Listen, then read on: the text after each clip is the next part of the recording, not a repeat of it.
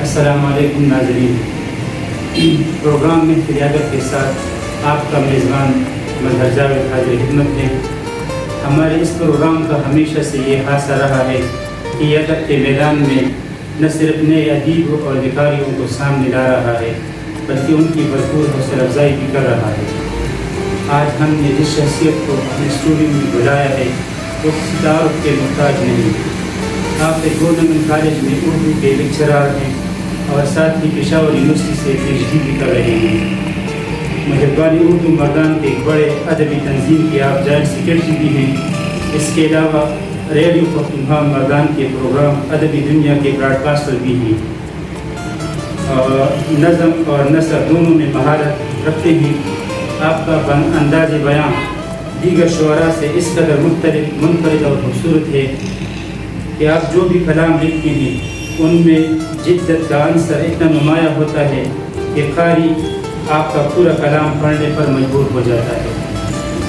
آئیے اب ہم آپ کو ملاتے ہیں آج کی شخصیت محترم امجد انیس صاحب۔ بسم اللہ الرحمن الرحیم۔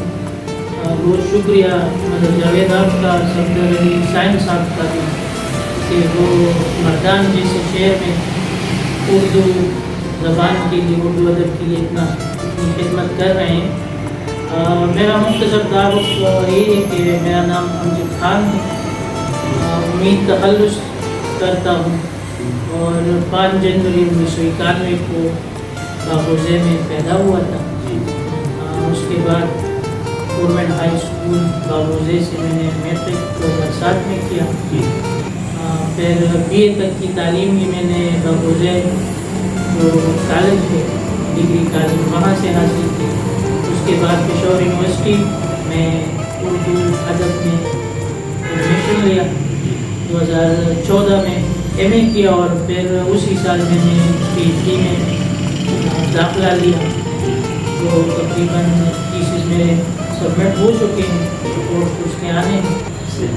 اور اس کے علاوہ میں تدریس کے شعبے سے بھی وابستہ ہوں 2014 سے بھی، اور گورنمنٹ ڈگری کالج نمبر 2 مردان میں پڑھا رہا ہوں۔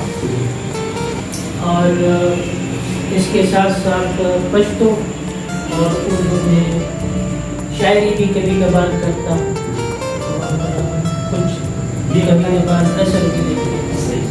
صحیح بتائیے، سنجیدگی سے باقاعدہ شعر لکھنا آپ نے کب شروع کیا؟ سنجیدگی سے باقاعدہ شعر لکھنا میں جب سیکنڈ ایئر میں تھا۔ ویسے میں نے پہلی غزل میٹرک میں لکھی، لیکن وہ اتنی مطلب پختہ نہیں۔ پھر سیکنڈ ایئر میں پھر میں نے باقاعدہ پشتو میں بھی غزلیں لکھنی شروع کی اور اردو میں۔ تو وہ زمانہ جو تھا 2009 کا زمانہ۔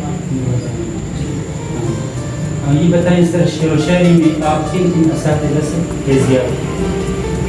شعر و شاعری میں تو میں نے زیادہ تر مطلب پڑھا ہے نا شعراء سے، اور جو شخصیت میرے اس آج کے مقام کے پیچھے ہے تو وہ گورنئی صاحب ہیں، جنہوں نے ہمیں 4 سال کالج میں بھی پڑھایا۔ شعری ذوق بھی انہوں نے ہمیں ابھارا اور نکھارا بھی، اور پھر انہیں کی وجہ سے یونیورسٹی میں بھی داخلہ لیا اور تاحال انہیں سے سیکھ بھی رہے ہیں۔ یونیورسٹی میں بہت ہمارے اچھے اساتذہ تھے، خدا ان کو زندگی دراز عطا فرمائے۔ سہیل صاحب، روبینہ شاہین صاحبہ، بادشاہ منیر صاحب، سلمان علی صاحب، یہ ہمارے اساتذہ ہیں جن سے ہم نے بہت کچھ سیکھا بھی ہے اور ابھی بھی سیکھ رہے ہیں، طالب علم ہیں۔ سر، اب ہمارے پروگرام کا جو اہم مرحلہ وہ ہے کلام شاعر بزبان شاعر۔ جی، تو آپ اپنا خوبصورت سا کلام ناظرین کے ساتھ میں شیئر کریں۔ ہم ٹوٹ کے ایسے بکھرے ہیں، اب یاد نہیں ہم کس کے۔ ہم ٹوٹ کے ایسے بکھرے ہیں، اب یاد نہیں ہم کس کے۔ ہم ٹوٹ کے ایسے بکھرے ہیں، اب یاد نہیں ہم کس کے ہیں۔ ہم کس سے کیسے بچھڑے ہیں، اب یاد نہیں ہم کس کے ہیں۔ کیا ہم بھی محبت کرتے تھے، کیا ہم بھی دیوانے کرتے تھے؟ کیا ہم بھی محبت کرتے تھے؟ کیا ہم بھی دیوانے پھرتے تھے؟ ہم دل سے اپنے الجھے ہیں، اب یاد نہیں ہم کس کے ہیں۔ اے وائس تو سچ کہتا تھا، ہم کاش تمہاری سن لیتے۔ اے وائس تو سچ کہتا تھا، ہم کاش تمہاری سن لیتے۔ پچھتا کے ایسے بیٹھے ہیں، اب یاد نہیں ہم کس کے ہیں۔ اور یہ حرص و ہوس کی دنیا ہے، ہم سچے عشق کے قائل ہیں۔ یہ حرص و ہوس کی دنیا ہے، ہم سچے عشق کے قائل ہیں۔ یہاں سب کچھ ملتے بکتے ہیں، اب یاد نہیں ہم کس کے ہیں۔ اور آج اس دنیا کو دھتکارا، ہم گوشہ نشینی کر بیٹھے۔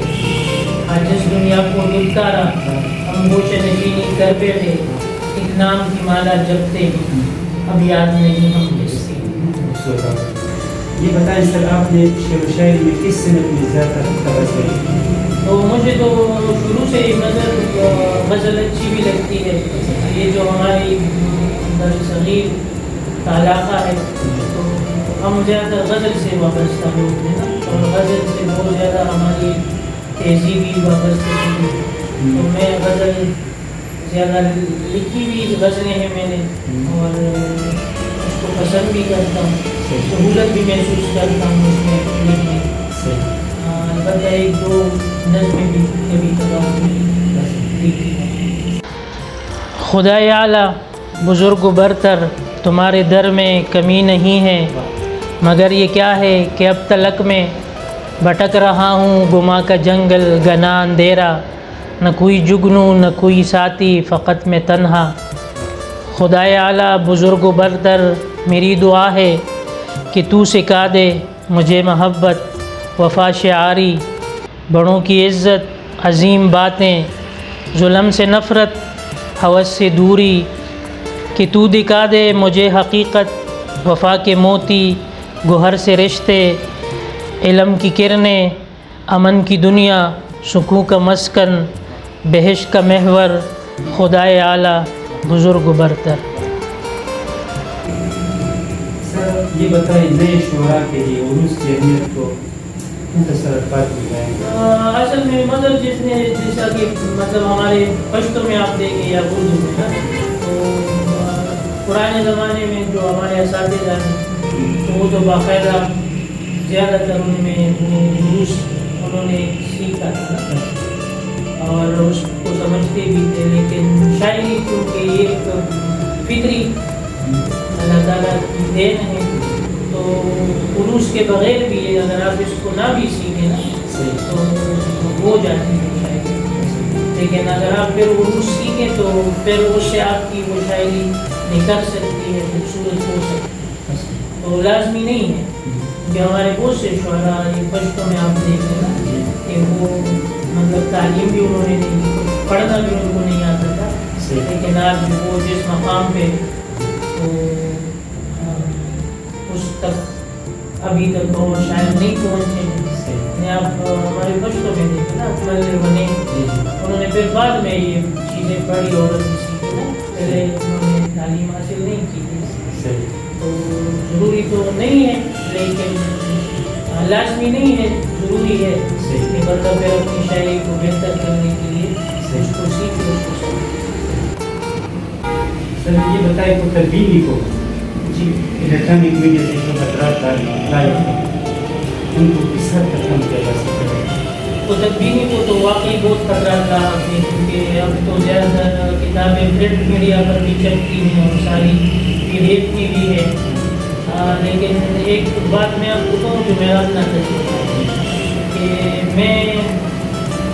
میں تو خود اس میں اس سے نہیں پڑھ سکتا نا، تھوڑی دیر کے لیے میں نے اسے کوئی حوالہ دیا یا ایک ضروری چیز تھی وہ میں نے اسے نوٹس دیتے ہیں، ہاں، لیکن جو کتاب کا اپنا ایک ٹیسٹ ہوتا ہے نا، ایک ذائقہ کہ جب وہ آپ کے ہاتھ میں ہو اور آپ کو آرام سے پڑھ رہے ہیں تو وہ جو سکون ہوتا ہے اور اس میں جو تسکین انسان کو ملتی ہے وہ آپ کو پرنٹ میڈیا پہ یا موبائل سے یا کتاب پہ تو وہ تو کم از کم مجھے نہیں مل رہی، لیکن یہ سہولت ہے، اچھی بات ہے کہ بہت سی چیزیں ہم پلک جھپکتے مطلب اس کو ڈھونڈ بھی سکتے ہیں، دیکھ بھی سکتے ہیں، لیکن لازمی بات ہے کہ کتاب جو آپ کی کام کی ہے تو وہ آپ لے لیں اور اپنے ساتھ رکھیں، اس کو پڑھیں، پھر بار بار اس کو مطلب پڑھ بھی سکتا ہے، گم بھی نہیں ہوتی اور ڈیلیٹ بھی نہیں ہوتی، خطرات سے بھی بچی ہوتی ہے نا. تو میری یہی ایک خواہش کہ جتنے بھی طلباء ہیں یا جتنے بھی پڑھنے والے ہیں تو جو کتابیں ہیں ضروری، یہاں تمام کتابیں تو بندہ نہیں پڑھ سکتا، نہ سب پڑھنے کی، تو جن کتابوں کی آپ کو ضرورت ہے یا جن کتابوں کو پڑھنا چاہیے تو وہ انسان کو چاہیے کہ وہ لے لیں اور ہارڈ شکل میں اور آپ کے پاس موجود ہو. تو اس سے جو ہمارا ایک یہاں پہ روایت بھی ہے نا کہ وہ بھی برقرار رہے گی اور کتاب کے بکنے کی اور کتابوں سے جو ادارے چلتے ہیں تو ان کا کام بھی چلتا ہے. سر آخر میں آپ نئے بیکاروں کے لیے کیا میسج دیں گے؟ مطلب ہم تو خود بھی ابھی نئے ہیں، سیکھ رہے ہیں، پڑھ رہے ہیں، بس اتنا ہے کہ نئی صاحب سے میں نے بہت سیکھا ہے، ان کی چند باتیں جو کہتے ہیں کہ جو علمیت ہے نا آپ کی شاعری میں یا آپ کے ادب نثر، تو وہ تب آتی ہے جب آپ مطالعہ کرتے ہیں، اور جو آپ صرف مشاہدے سے کام لیں گے تو پھر آپ کی شاعری میں یا نثر میں پھر علمیت نہیں ہوتی. تو علمیت کے لیے ضروری ہے کہ آپ مطالعہ کریں اپنے سبجیکٹ کا، اپنے ادب کا، عالمی ادب کا، تو تب آپ سیکھ بھی سکیں گے، تب آپ اچھا لکھ بھی سکیں گے. اور سب سے ضروری بات یہ ہے کہ پھر آپ کو پتہ لگ جاتا ہے نا جب آپ مطالعہ کرتے ہیں کہ پچھلے یہ ہوا ہے، لوگوں نے یہ کام کیا ہے شاعری میں، ان موضوعات پہ جو انہوں نے لکھا ہے.